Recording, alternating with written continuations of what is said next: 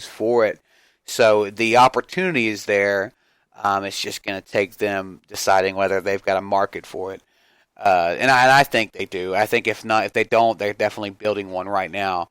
So, we can see some stuff there between him and Darby.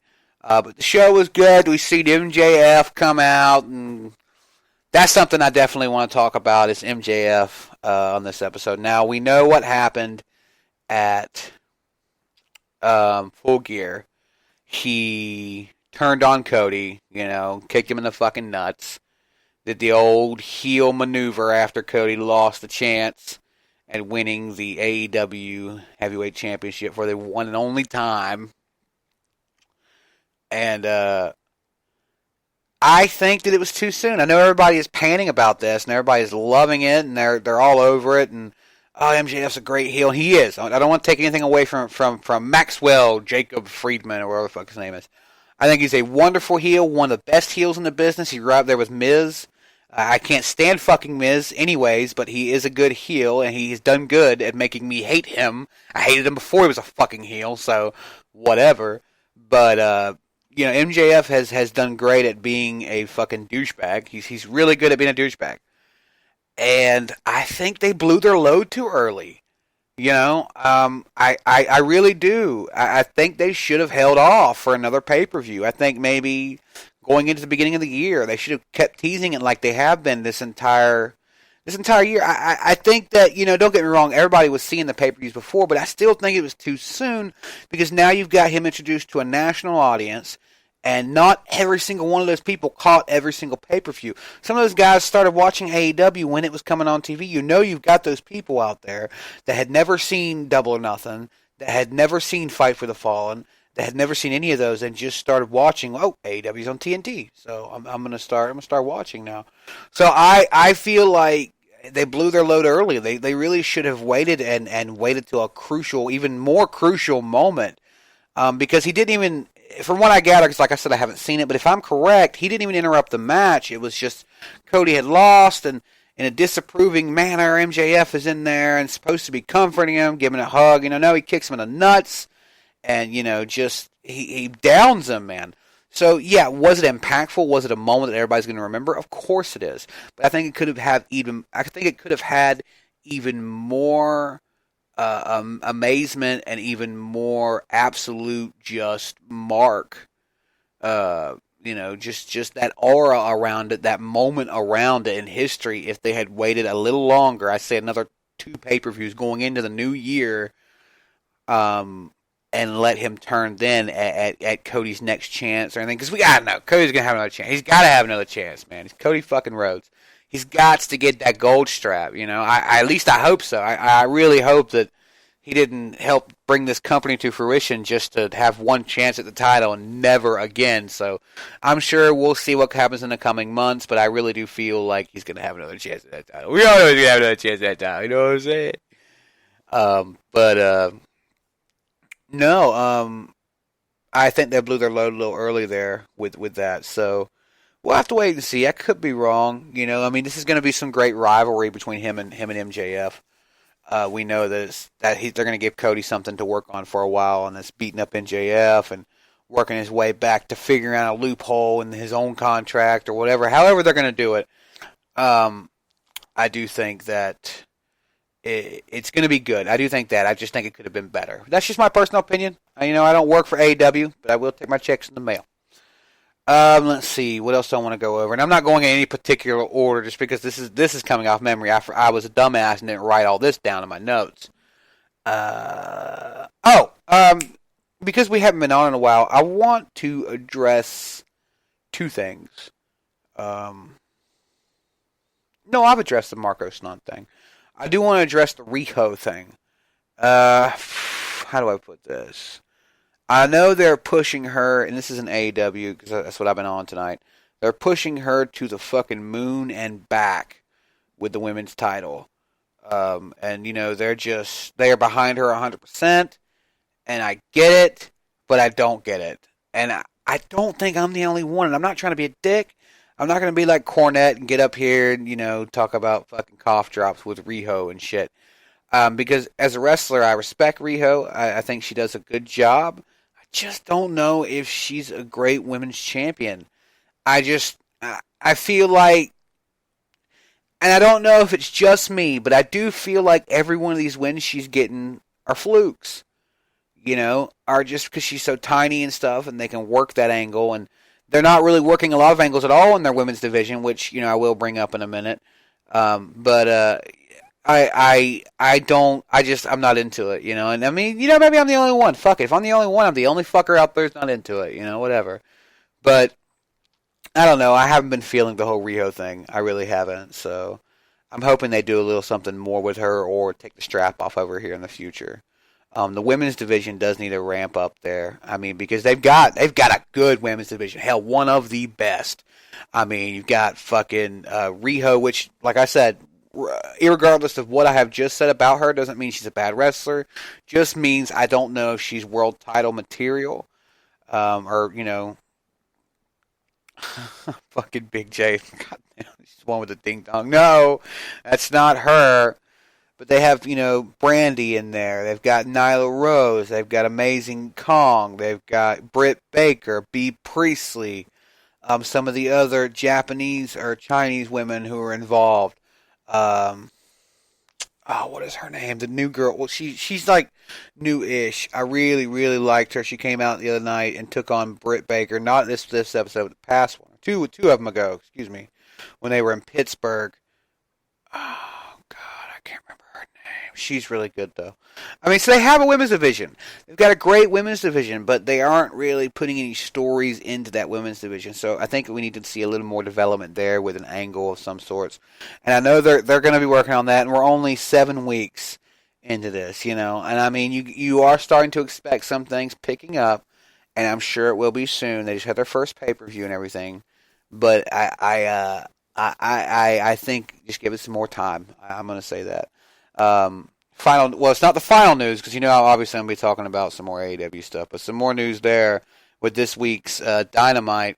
The ratings between NXT and AEW. AEW wins again 7 times in a row, 957,000 viewers this week compared to NXT's 750,000 viewers this week, which is insane because they were up 822 last week, and they've dropped down to 750,000.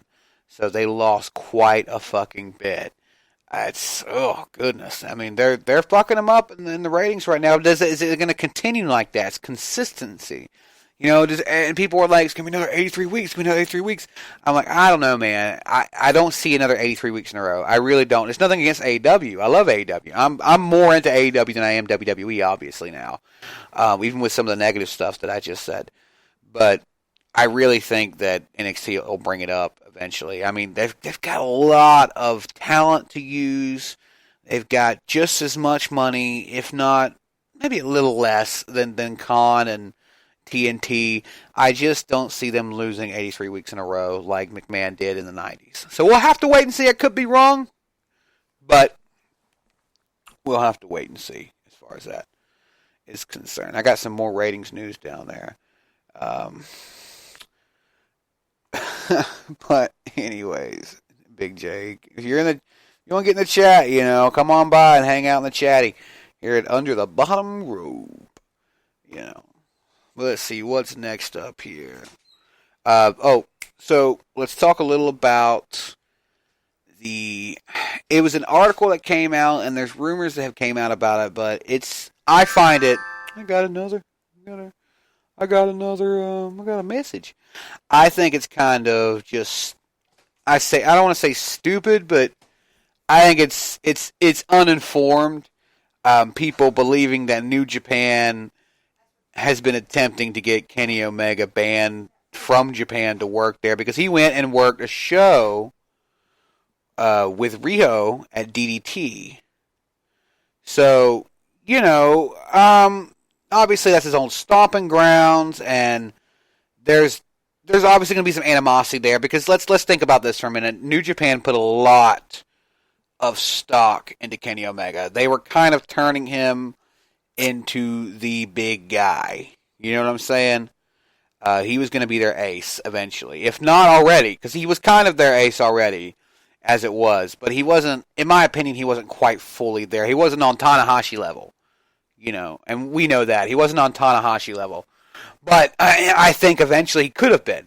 And I think they were working towards that. I mean, I wouldn't say it was 100% for him, but you got to know the New Japan, the IWGP United States Heavyweight Championship was really built around Kenny Omega, and given to him first to kind of carry that torch as they have begun their New Japan United States takeover. And we're going to talk about that too in just a minute. But let's get back to the article here before I continue going down this personal rabbit hole. This is from the Wrestling Observer newsletter.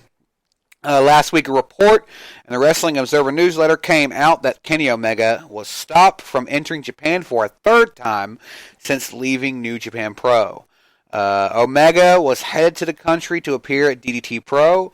The report was also noted that there was an attempt to ban Omega from the country for 10 years. After arriving in Japan, Omega commented on Twitter, "Somehow I've made it. See you all soon." It should be noted in the original report there was no mention of New Japan Pro Wrestling being the ones who attempted to block Omega, just more about the timing of when Omega's travel problems began.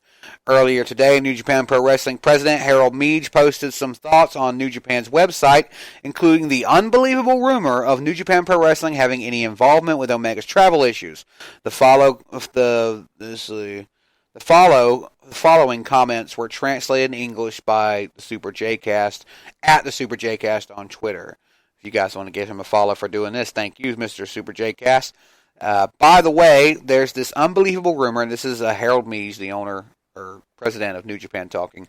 By the way, there's this unbelievable rumor going around that New Japan Pro Wrestling tried to prevent Kenny Omega from entering Japan. There's no way a company, meaning New Japan, could do that. No reason to do that, or would even want to do that. I just thought I'd address it because, and somebody's just got to be calling and shit like that. I address it because I want to be as clear about these things as I can. It was a rumor spread by someone's wild speculation. Kenny Omega made a huge contribution to New Japan, and we wish him all the success in the world. So, obviously, I don't actually think New Japan has any real animosity. Fucking, of course, Big J's gonna do that. 'Cause I love that guy. He's just wonderful. Just the great things that comes out of his mouth. No, I don't actually think New Japan had anything to do with any of his travel problems. But I do think there is some animosity there. I really do. And, it's because, why wouldn't there be after all the work they put into Kenny and then he just kind of, well, I'm going to go now. So, it's nothing that, it's nothing that Kenny could do anything about because of, his friends starting their own company and, him being a part of the elite, and it's something that he knew he was going to go to eventually, and he had done everything you could do in Japan. He'd won the titles. He'd won all of them, I think, and been the best bout machine for years and years, leader of the Bullet Club. What was left to achieve in New Japan? So I understand both sides of the story, and we all know New Japan had nothing to do with anything, any problems that he had with travel. So I'm sure maybe eventually we'll find out what it was all about. But I don't think New Japan had any issues, had anything to do with his travel problems. Let's see. Speaking of New Japan, let's talk a little about their New Year's Dash card coming up.